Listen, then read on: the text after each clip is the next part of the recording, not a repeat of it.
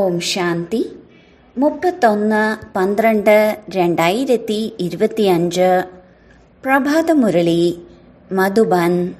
മധുരമായ കുട്ടികളെ, മധുബൻ പരമപവിത്രമായ ബാബയുടെ വീടാണ്. ഇവിടെ നിങ്ങൾ ഒരു തരത്തിലുമുള്ള പതിതരെയും കൊണ്ടുവരാൻ സാധിക്കില്ല. ചോദ്യം: ഈ ഈശ്വരീയ മിഷനിൽ ആരാണോ ഉറച്ച നിശ്ചയബുദ്ധികളായ കുട്ടികൾ, അവരുടെ അടയാളം എന്തായിരിക്കും?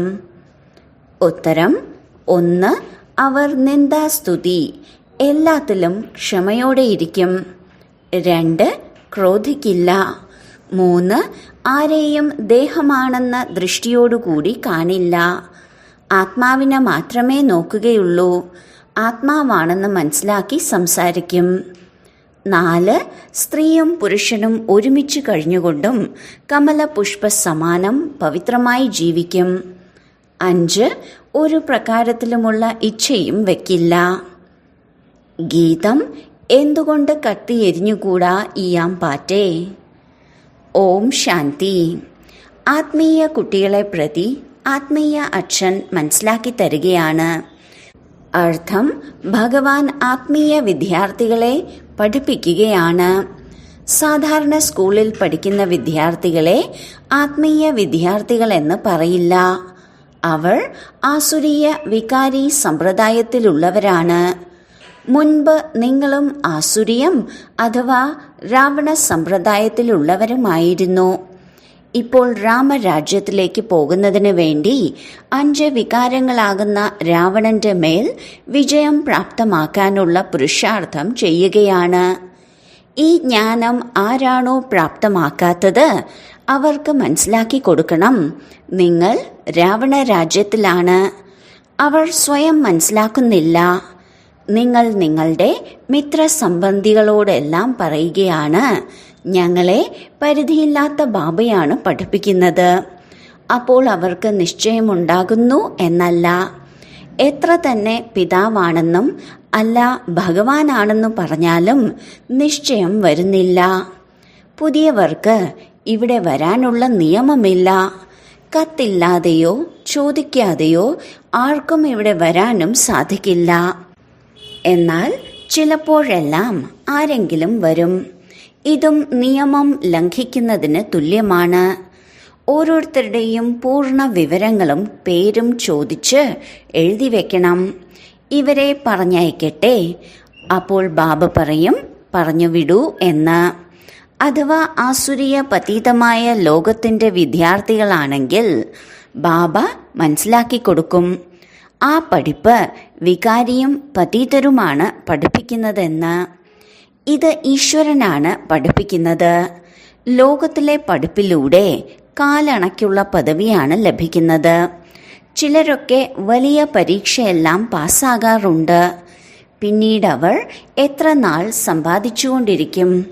വിനാശം മുന്നിൽ നിൽക്കുകയാണ്. പ്രകൃതിക്ഷോഭങ്ങളെല്ലാം വരാനിരിക്കുകയാണ്. ഇതും നിങ്ങളാണ് മനസ്സിലാക്കുന്നത്. ആരാണോ മനസ്സിലാക്കാത്തവർ അവരെ പുറത്ത് വിസിറ്റിംഗ് റൂമിലിരുത്തി വേണം പറഞ്ഞുകൊടുക്കാൻ. ഇതാണ് ഈശ്വരീയ പഠിപ്പ്. ഇതിൽ നിശ്ചയബുദ്ധികളായവർ മാത്രമേ വിജയിക്കുകയുള്ളൂ. അർത്ഥം: വിശ്വത്തിൽ രാജ്യം ഭരിക്കുകയുള്ളൂ. രാവണ സമ്പ്രദായത്തിലുള്ളവർക്ക് ഈ കാര്യം അറിയില്ല. ഇതിൽ വളരെ ശ്രദ്ധ വേണം. അനുവാദമില്ലാതെ ആർക്കും ഉള്ളിലേക്ക് പ്രവേശിക്കാൻ സാധിക്കില്ല. ഇത് ചുറ്റിക്കറങ്ങാനുള്ള സ്ഥലമല്ല. കുറച്ചു സമയം കഴിഞ്ഞാൽ നിയമങ്ങൾ കടുത്തതായി മാറും. എന്തുകൊണ്ടെന്നാൽ ഇത് പവിത്രത്തിലും പവിത്രമായ സ്ഥലമാണ്.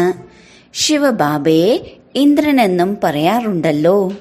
ഇത് ഇന്ദ്രസഭയാണ്. 9 രത്നങ്ങളുടെ മോതിരവും അണിയാറുണ്ടല്ലോ.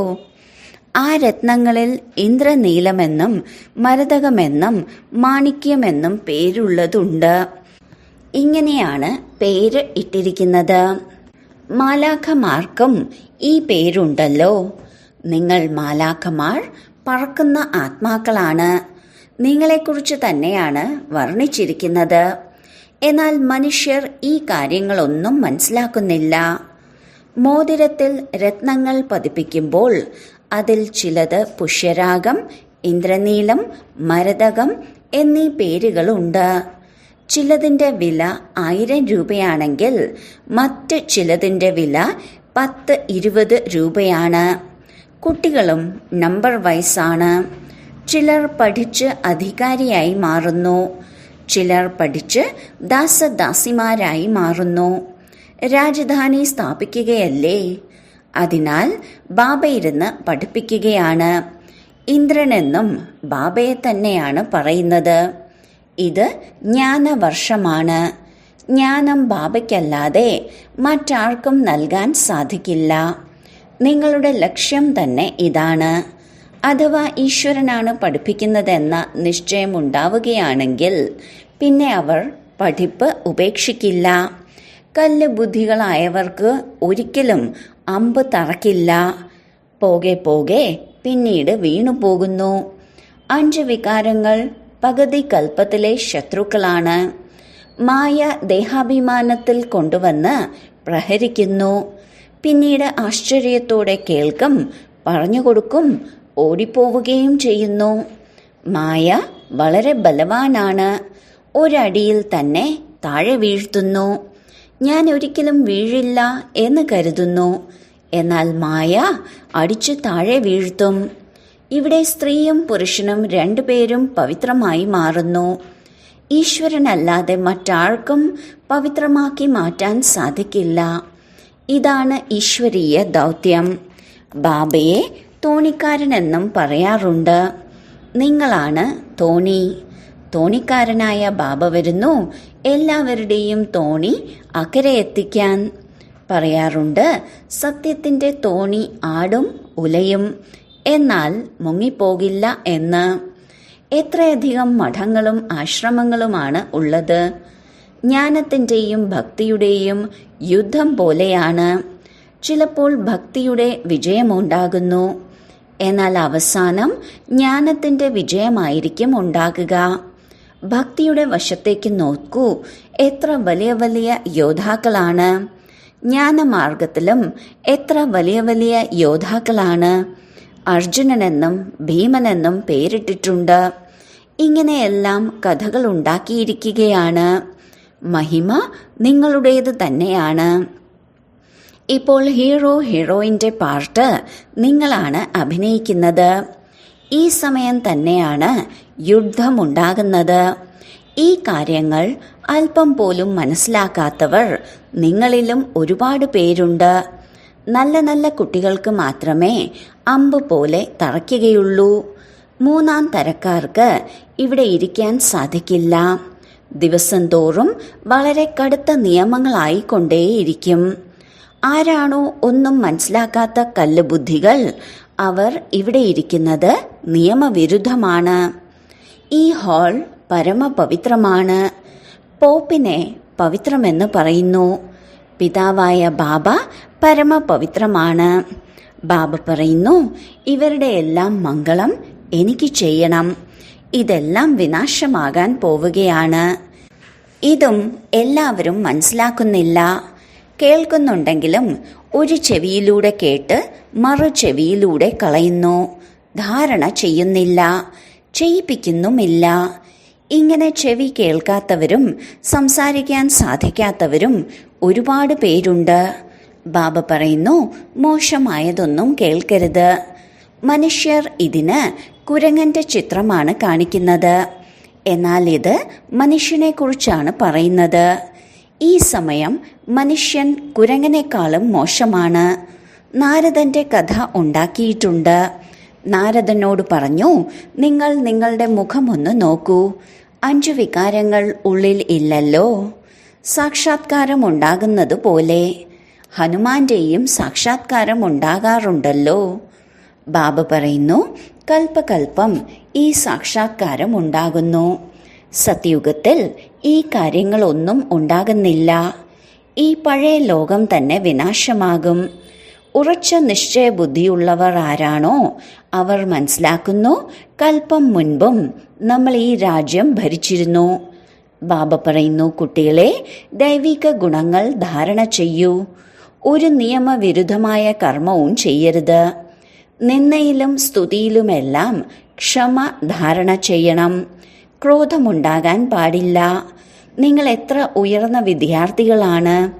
ഭഗവാനാകുന്ന ബാബ പഠിപ്പിക്കുകയാണ്. സ്വയം ഭഗവാൻ വന്ന് പഠിപ്പിക്കുകയാണ്. എന്നിട്ടും എത്ര കുട്ടികളാണ് മറന്നുപോകുന്നത്? എന്തുകൊണ്ടെന്നാൽ സാധാരണ ശരീരമാണല്ലോ. ബാബ പറയുന്നു, ദേഹധാരിയെ നോക്കുന്നതിലൂടെ നിങ്ങൾക്ക് ഉയരാൻ സാധിക്കില്ല. ആത്മാവിനെ നോക്കൂ. ആത്മാവ് ഭ്രൂമധ്യത്തിലാണ് വസിക്കുന്നത്. ആത്മാവാണ് കേട്ടതിന് ശേഷം തലയാട്ടുന്നത്. എപ്പോഴും ആത്മാവിനോട് സംസാരിക്കൂ. നിങ്ങൾ ആത്മാവ് ഈ ശരീരമാകുന്ന സിംഹാസനത്തിൽ ഇരിക്കുകയാണ്. നിങ്ങൾ തമോ പ്രധാനമായിരിക്കുന്നു. ഇപ്പോൾ സതോ പ്രധാനമായി മാറൂ. സ്വയത്തെ ആത്മാവാണെന്ന് മനസ്സിലാക്കി ബാബയെ ഓർമ്മിക്കുന്നതിലൂടെ ദേഹബോധം ഇല്ലാതാകും. പകുതി കൽപ്പത്തിലെ ദേഹാഭിമാനമുണ്ട്. ഈ സമയം എല്ലാവരും ദേഹാഭിമാനികളാണ്. ഇപ്പോൾ ബാബ പറയുന്നു, ദേഹി അഭിമാനിയായി മാറൂ. ആത്മാവ് തന്നെയാണ് എല്ലാം ധാരണ ചെയ്യുന്നത്.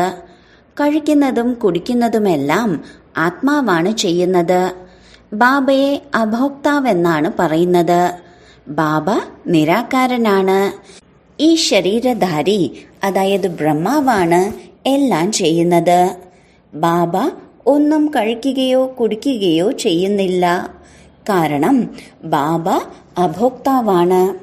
ഇതാണ് പിന്നീട് ലോകത്തുള്ളവർ കോപ്പി ചെയ്യുന്നത്. എത്ര പേരെയാണ് പറ്റിക്കുന്നത്? നിങ്ങളുടെ ബുദ്ധിയിൽ ഇപ്പോൾ മുഴുവൻ ജ്ഞാനവുമുണ്ട്. കൽപ്പം മുൻപ് ആരാണോ മനസ്സിലാക്കിയിരുന്നത് അവർ മാത്രമേ മനസ്സിലാക്കുകയുള്ളൂ. ബാബ പറയുന്നു, ഞാൻ തന്നെയാണ് വന്ന് കൽപ്പകൽപ്പം നിങ്ങളെ പഠിപ്പിക്കുന്നതും സാക്ഷിയായി കാണുന്നതും. നമ്പർ വൈസ് പുരുഷാർത്ഥമനുസരിച്ച് എന്താണോ പഠിച്ചത് അതുമാത്രം പഠിക്കും. സമയമെടുക്കും. കലിയുഗം ഇപ്പോൾ 40,000 വർഷം ബാക്കിയുണ്ടെന്നാണ് പറയുന്നത്. അപ്പോൾ ഘോര അന്ധകാരത്തിലല്ലേ? ഇതിനെ അജ്ഞതയുടെ അന്ധകാരമെന്നാണ് പറയുന്നത്. ഭക്തിമാർഗവും ജ്ഞാനമാർഗവും തമ്മിൽ രാവും പകലും തമ്മിലുള്ള വ്യത്യാസമുണ്ട്. ഇതും മനസ്സിലാക്കേണ്ട കാര്യമാണ്. കുട്ടികൾ വളരെ സന്തോഷത്തിൽ ലയിച്ചിരിക്കണം. എല്ലാമുണ്ട്, ഒരാഗ്രഹവുമില്ല. കൽപ്പം മുൻപത്തെ പോലെ നമ്മുടെ എല്ലാ മനോകാമനകളും പൂർത്തിയാകുകയാണ് എന്നറിയാം. അതിനാൽ വയറ് നിറഞ്ഞിരിക്കും. ജ്ഞാനമില്ലാത്തവർക്ക് വയറ് നിറഞ്ഞിരിക്കില്ലല്ലോ. പറയാറുണ്ട്, സന്തോഷം പോലൊരു ഔഷധമില്ല എന്ന്. ജന്മജന്മാന്തരത്തിന്റെ രാജ്യഭാഗ്യം ലഭിക്കുന്നു. ദാസദാസിയായി മാറുന്നവർക്ക് ഇത്രയും സന്തോഷം ഉണ്ടായിരിക്കുകയില്ല. പൂർണ്ണമായി മഹാവീരന്മാരായി മാറണം. മായയ്ക്ക് ഇളക്കാൻ സാധിക്കരുത്. ബാബ പറയുന്നു, കണ്ണുകളെ വളരെ സംരക്ഷിക്കണം. ക്രിമിനൽ ദൃഷ്ടി പോകരുത്. പത്നിയെ കാണുമ്പോൾ ചഞ്ചലമാകുന്നു. നിങ്ങൾ സഹോദരി സഹോദരനും കുമാരി കുമാരന്മാരുമല്ലേ? പിന്നീട് കർമ്മേന്ദ്രിയങ്ങൾ എന്തിനാണ് ചഞ്ചലമാകുന്നത്? വലിയ വലിയ ലക്ഷാധിപതികളെയും കോടിപതികളെയും പോലും മായ ഇല്ലാതാക്കുന്നു. പാവപ്പെട്ടവരെയും മായ തീർത്തും പ്രഹരിക്കുന്നു. പിന്നീട് പറയുന്നു, ബാബ ഞങ്ങളെ തള്ളിയിട്ടു എന്ന്. അല്ല കുട്ടികളെ, 10 വർഷത്തിന് ശേഷവും തോറ്റുപോയോ? അങ്ങനെ പാതാളത്തിലേക്ക് വീണുപോയി. ഉള്ളിൻ്റെ ഉള്ളിൽ മനസ്സിലാക്കുന്നു ഇവരുടെ അവസ്ഥ എങ്ങനെയുള്ളതാണ് എന്ന്. ചിലർ വളരെ നല്ല സേവനങ്ങൾ ചെയ്യുന്നുണ്ട്. കന്യകമാർ ഭീഷ്മ പിതാമഹനെ അമ്പെയ്തില്ലേ? ഗീതയിൽ അല്പമെല്ലാം ഉണ്ട്. ഇത് ഭഗവാനു വാചായാണ്. അഥവാ കൃഷ്ണനാകുന്ന ഭഗവാനാണ് ഗീത കേൾപ്പിച്ചതെങ്കിൽ പിന്നീട് ഇങ്ങനെ എന്തുകൊണ്ടാണ് പറയുന്നത്? ഞാൻ എന്താണോ എങ്ങനെയാണോ എന്നത് ചുരുക്കം പേർ മാത്രമേ അറിയുന്നുള്ളൂ എന്ന്. അഥവാ കൃഷ്ണൻ ഇവിടെയുണ്ടെങ്കിൽ എന്താണ് ചെയ്യുക എന്ന് പോലും അറിയില്ല. കൃഷ്ണന്റെ ശരീരം സത്യയുഗത്തിലുള്ളതാണ്. ഇതും മനസ്സിലാക്കുന്നില്ല. കൃഷ്ണന്റെ അനേക ജന്മങ്ങളുടെ അവസാന ശരീരത്തിലാണ് ഞാൻ പ്രവേശിക്കുന്നത്. കൃഷ്ണന് മുന്നിൽ എല്ലാവരും പെട്ടെന്ന് ഓടിവരും. പോപ്പ് മുതലായവർ വരുമ്പോൾ എത്ര ആൾക്കൂട്ടമാണ് പോകുന്നത്. ഈ സമയം എല്ലാവരും പതിതരും തമോപ്രധാനവുമാണെന്ന് മനുഷ്യർ മനസ്സിലാക്കുന്നില്ലല്ലോ. പറയുന്നുണ്ട്, അല്ലയോ പതിത പാവന, വരൂ എന്ന്. എന്നാൽ നമ്മൾ പതിതരാണെന്ന് മനസ്സിലാക്കുന്നില്ല. കുട്ടികൾക്ക് ബാബ എത്ര നല്ല രീതിയിലാണ് മനസ്സിലാക്കി തരുന്നത്. എല്ലാ സെന്ററുകളിലുമുള്ള വിശേഷപ്പെട്ട കുട്ടികളുടെ അടുത്തേക്ക് ബാബയുടെ ബുദ്ധി പോകുന്നുണ്ട്. കൂടുതൽ വിശേഷപ്പെട്ട കുട്ടികൾ ഇവിടെയുള്ളപ്പോൾ ഇവിടെ നോക്കുന്നു. ഇല്ല എന്നുണ്ടെങ്കിൽ പുറമേയുള്ള കുട്ടികളെ ഓർമ്മിക്കേണ്ടി വരുന്നു. അവരുടെ മുന്നിൽ ജ്ഞാനത്തിന്റെ നൃത്തം ആടുന്നു. കൂടുതലും ജ്ഞാനികളായ ആത്മാക്കളാണെങ്കിൽ ആനന്ദമുണ്ടാകുന്നു. കുട്ടികളുടെ മേൽ എത്ര അത്യാചാരമാണ് ഉണ്ടാകുന്നത്. ഓരോ കൽപ്പത്തിലും സഹിക്കേണ്ടി വരുന്നു. ജ്ഞാനത്തിൽ വരുന്നതിലൂടെ പിന്നീട് ഭക്തിയും വിട്ടുപോകുന്നു. നോക്കൂ, വീട്ടിൽ ക്ഷേത്രമുണ്ട്. പതിയും പത്നിയും രണ്ടുപേരും ഭക്തി ചെയ്യുന്നു. സ്ത്രീക്ക് ജ്ഞാനത്തിന്റെ ആകർഷണം വന്ന് ഭക്തി ഉപേക്ഷിക്കുകയാണെങ്കിൽ എത്ര ബഹളമുണ്ടാക്കുന്നു. വികാരത്തിലും പോകുന്നില്ല, ശാസ്ത്രങ്ങളും പഠിക്കുന്നില്ല എന്നുണ്ടെങ്കിൽ ബഹളമുണ്ടാകുമല്ലോ. ഇതിൽ ഒരുപാട് വിഘ്നങ്ങൾ ഉണ്ടാകുന്നു. മറ്റ് സത്സംഗങ്ങളിലേക്ക് പോകുന്നതിൽ വിലക്കാറില്ല. ഇവിടെ പവിത്രതയുടെ കാര്യമാണ്. പുരുഷന്മാർക്കിരിക്കാൻ സാധിക്കുന്നില്ല എന്നുണ്ടെങ്കിൽ കാട്ടിലേക്ക് പോകുന്നു. സ്ത്രീകൾ എവിടേക്ക് പോകും? സ്ത്രീകളെക്കുറിച്ച് പറയുന്നത് അവർ നരകത്തിന്റെ വാതിലാണ് എന്നാണ്. ബാബ പറയുന്നു, സ്ത്രീ എന്നുള്ളത് സ്വർഗത്തിന്റെ വാതിലാണ്. ഇപ്പോൾ നിങ്ങൾ കുട്ടികൾ സ്വർഗം സ്ഥാപിക്കുന്നു. ഇതിനു മുൻപ് നരകത്തിന്റെ വാതിലായിരുന്നു. ഇപ്പോൾ സ്വർഗം സ്ഥാപിക്കപ്പെടുന്നു. സത്യയുഗം സ്വർഗത്തിന്റെ വാതിലാണ്. കലിയുഗമാണ് നരകത്തിന്റെ വാതിൽ. ഇത് മനസ്സിലാക്കേണ്ട കാര്യമാണ്. നിങ്ങൾ കുട്ടികളും നമ്പർ വൈസ് പുരുഷാർത്ഥമനുസരിച്ചാണ് മനസ്സിലാക്കുന്നത്. പവിത്രമായി ഇരിക്കുന്നുണ്ട്. എന്നാൽ ജ്ഞാനത്തിന്റെ ധാരണ നമ്പർ വൈസായിയാണ് ഉണ്ടാകുന്നത്. നിങ്ങൾ കുടുംബത്തിൽ നിന്ന് മാറി ഇവിടെ, അതായത് സെന്ററിൽ വന്നിരിക്കുകയാണ്. എന്നാൽ ഇപ്പോൾ മനസ്സിലാക്കി തരുന്നു, ഗൃഹസ്ഥത്തിൽ കഴിയണം. അവർക്കാണ് ബുദ്ധിമുട്ടുണ്ടാകുന്നത്. ഇവിടെ താമസിക്കുന്നവർക്കാണെങ്കിൽ ഒരു ബുദ്ധിമുട്ടുമില്ല. അതിനാൽ ബാബ പറയുന്നു, താമര പുഷ്പത്തിന് സമാനം ഗൃഹസ്ഥത്തിൽ കഴിഞ്ഞുകൊണ്ടും പവിത്രമായി മാറൂ. അതും ഈ അവസാന ജന്മത്തിന്റെ കാര്യമാണ്. ഗൃഹസ്ഥത്തിൽ കഴിഞ്ഞുകൊണ്ടും സ്വയത്തെ ആത്മാവാണെന്ന് മനസ്സിലാക്കൂ. ആത്മാവ് തന്നെയാണ് കേൾക്കുന്നത്. ആത്മാവ് തന്നെയാണ് പതീതമായി മാറിയത്. ആത്മാവ് തന്നെയാണ് ജന്മജന്മാന്തരങ്ങളായി ഭിന്ന ഭിന്ന വസ്ത്രങ്ങൾ അണിഞ്ഞ് വന്നത്. ഇപ്പോൾ നമ്മൾ ആത്മാക്കൾക്ക് തിരിച്ചു പോകണം. ബാബയോട് യോഗം വയ്ക്കണം. മുഖ്യ കാര്യം ഇതാണ്.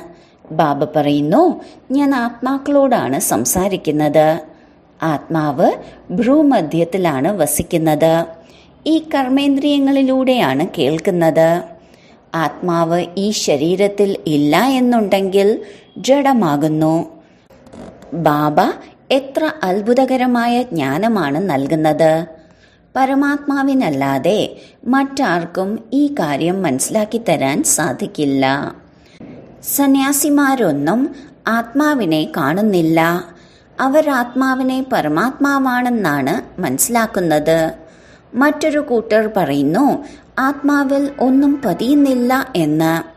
ശരീരത്തെ വൃത്തിയാക്കാൻ ഗംഗയിൽ പോകുന്നു. ആത്മാവ് തന്നെയാണ് പതീതമായി മാറുന്നത് എന്ന് മനസ്സിലാക്കുന്നില്ല. ആത്മാവ് തന്നെയാണ് എല്ലാം ചെയ്യുന്നത്. ബാബ മനസ്സിലാക്കി തന്നുകൊണ്ടേയിരിക്കുന്നു. ഇങ്ങനെ മനസ്സിലാക്കരുത്, ഞാൻ ഇന്നയാളാണ്, ഇവർ അന്നയാളാണ്. അല്ല, എല്ലാവരും ആത്മാക്കളാണ്. ജാതി മത ഭേദം ഒന്നുമില്ലാതെ സ്വയം ആത്മാവാണെന്ന് മനസ്സിലാക്കൂ. ഗവൺമെന്റ് ഒരു ധർമ്മത്തിനെയും അംഗീകരിക്കുന്നില്ല. എല്ലാ ധർമ്മങ്ങളും ദേഹത്തിൻ്റെതാണ്. എന്നാൽ എല്ലാ ആത്മാക്കളുടെയും പിതാവ് ഒരു ബാബ തന്നെയാണ്. നോക്കേണ്ടതും ആത്മാവിനെ തന്നെയാണ്. എല്ലാ ആത്മാക്കളുടെയും സ്വധർമ്മം ശാന്തിയാണ്. ശരി, വളരെ കാലത്തെ വേർപാടിന് ശേഷം തിരികെ കിട്ടിയ മധുരമധുരമായ കുട്ടികൾക്ക് മാതാവും പിതാവുമായ ബാബ്ദാദയുടെ സ്നേഹസ്മരണകളും സുപ്രഭാതവും. ആത്മീയ അച്ഛൻ്റെ ആത്മീയ കുട്ടികൾക്ക് നമസ്കാരം. ധാരണയ്ക്കുള്ള മുഖ്യസാരം: 1. പ്രയോജനമില്ലാത്ത കാര്യം ഒരു ചെവിയിലൂടെ കേട്ട് മറു ചെവിയിലൂടെ കളയണം. മോശമായതൊന്നും കേൾക്കരുത്. ബാബ നൽകുന്ന ശിക്ഷണങ്ങളെ ധാരണ ചെയ്യണം. 2. ഒരു പരിധിയുള്ള ആഗ്രഹവും വയ്ക്കരുത്. കണ്ണുകളെ വളരെയധികം സംരക്ഷിക്കണം. ക്രിമിനൽ ദൃഷ്ടി ഉണ്ടാകരുത്. ഒരു കർമ്മേന്ദ്രിയങ്ങളും ചഞ്ചലമാകരുത്. സന്തോഷം കൊണ്ട് നിറഞ്ഞിരിക്കണം. വരദാനം: മായയുടെ കളിയെ സാക്ഷിയായി കാണുന്ന സദാ നിർഭയ മായാജീത്തായി ഭവിക്കട്ടെ. സമയം പ്രതി സമയം താങ്കൾ കുട്ടികളുടെ സ്ഥിതി മുന്നേറിക്കൊണ്ടിരിക്കുന്നതിനനുസരിച്ച് ഇനി മായയുടെ യുദ്ധം ഉണ്ടാകാൻ പാടില്ല. മായ നമസ്കരിക്കാൻ വന്നതാണ്, യുദ്ധം ചെയ്യാനല്ല. അഥവാ മായ വന്നാൽ ഇതിനെ കളിയെന്ന് മനസ്സിലാക്കി കാണൂ. ഇങ്ങനെ അനുഭവമാകണം. സാക്ഷിയായി പരിധിയുള്ള ഡ്രാമ കാണുകയാണ്. മായയുടെ എങ്ങനെയുള്ള വിക്രാള രൂപമാകട്ടെ, താങ്കൾ അതിനെ കളിപ്പാട്ടമായി കളിയായി കരുതി കാണൂ. എങ്കിൽ വളരെ രസമുണ്ടാകും. പിന്നെ അതിൽ നിന്ന് ഭയക്കുകയോ പരിഭ്രമിക്കുകയോ ഇല്ല. ഏത് കുട്ടികളാണോ സദാ കളിക്കാരായി സാക്ഷിയായി മായയുടെ കളി കാണുന്നത്, അവർ സദാ നിർഭയരും മായാജീത്തുമായി മാറുന്നു. സ്ലോഗൻ: ക്രോധത്തിന് സമീപം പോലും വരാൻ കഴിയാത്ത തരത്തിൽ സ്നേഹത്തിൻ്റെ സാഗരമാകൂ. അവ്യക്ത സൂചന: ഇപ്പോൾ സമ്പന്നവും കർമാതീതവുമാകുന്നതിൻ്റെ ധ്വനി മുഴക്കൂ. കർമാതീതമർത്ഥം കർമ്മത്തിന് അധീനമല്ല, കർമ്മങ്ങളുടെ പാരതന്ത്ര്യമില്ല. സ്വതന്ത്രമായി കർമ്മേന്ദ്രിയങ്ങളാൽ കർമ്മം ചെയ്യിക്കൂ. മഹിമയുള്ളതുപോലെ ചെയ്യുമ്പോഴും ആ കർത്താവ് സംബന്ധ സമ്പർക്കം കഴിയുന്നതും കർമാതീതം. എന്താ ഇങ്ങനെയുള്ള സ്ഥിതിയുണ്ടോ? ഒരു ആകർഷണവും അരുത്. സേവനവും ആകർഷണം കൊണ്ടാവരുത്. നിമിത്ത ഭാവത്തോടെയാവണം. ഇതിലൂടെ സഹജമായി തന്നെ കർമാതീതമായി മാറും. ഓം ശാന്തി.